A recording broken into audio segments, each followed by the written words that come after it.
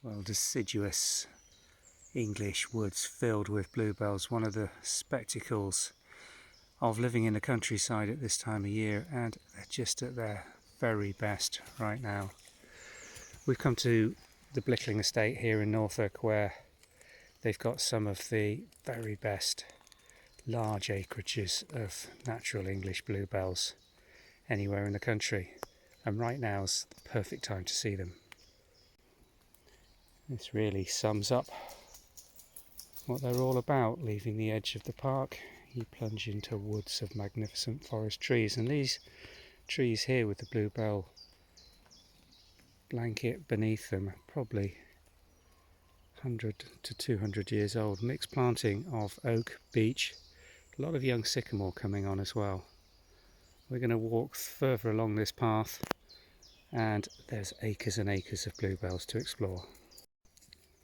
We're in quite what is a narrow strip of established woodland here, and the National Trust have been managing this for the bluebells by clearing a lot of the shrub. You can see just to our left, where Kate's walking with the dogs, a lot of bramble still. A lot of the work that they've done here is to clear the edges, and you can see this almost band of bluebells that have come up from under the bramble thickets with them doing that. And the areas that they've cleared, as we're walking down to this walk towards the Great Wood, a couple of years ago didn't have nearly this amount of colour with the bluebells in. By clearing the forest floor, you really do allow these natural bulbs that will sit dormant for years to get some light and do their magic. This area here, you can see, was cleared a couple of years ago, not cleared this year, so there's quite a bit of young bramble coming up. Would really benefit from that being trimmed all the way back down. Let that become this. You can see where the fellings and clearings really worked, and the number of flowers from these bulbs is a really impressive carpet of blue.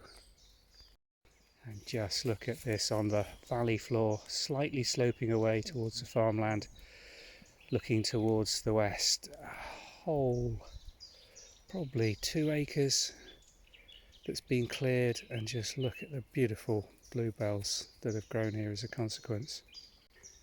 And I wish this was smell-o-vision, because the volume of flower here, the scent coming off this carpet, even this morning in this damp English bank holiday weather where it's drizzling on us, but the scent is just beautiful.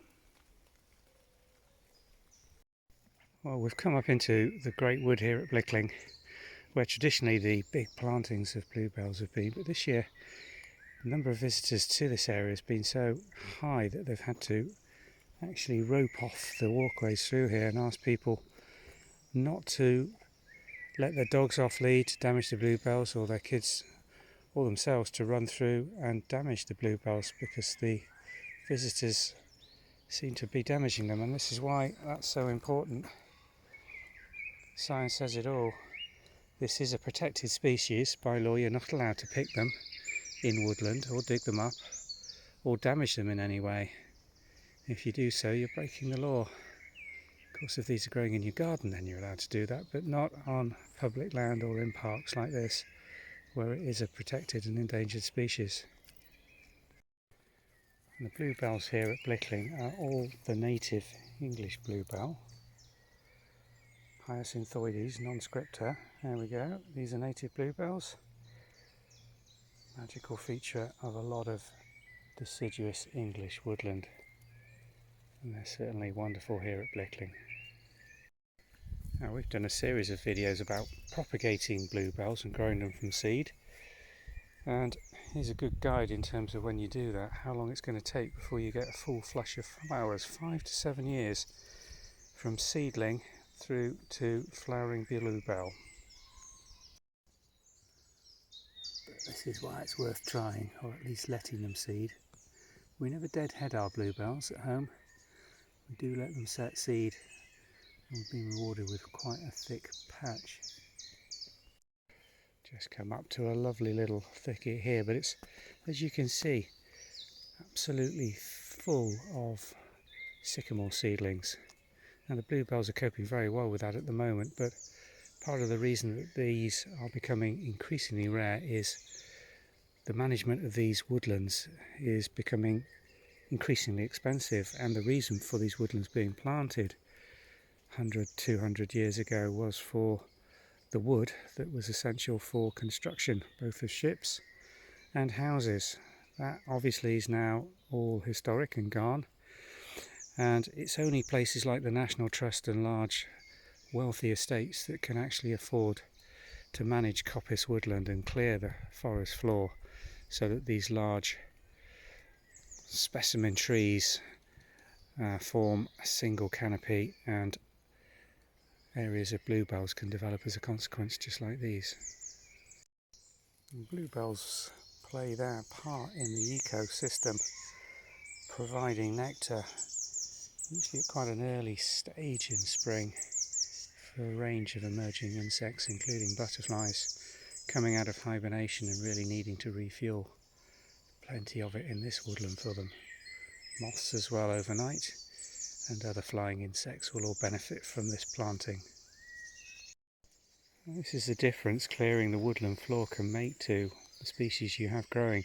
This side, thick bracken and ferns, trees, brambles, probably been cleared a couple of years ago, and just a small scattering of bluebells coming. Scan across and just look at that, an area that's been cleared of bramble for many years. And in the foreground we've got an area which is lighter, and this is full of campion, which is going to be equally spectacular. You can just see the flowers starting on this, but by clearing this and keeping the bracken and the bramble and the tree seedlings down, then those bluebells will gradually, as you can see here, start to seed into this area and establish themselves. And there'll be campion here for a couple of years, and then in 4 or 5 years time the bluebells will dominate, and in 7 years from the seedling, as we've just seen on that sign, we'll have a carpet of blue just like in the background.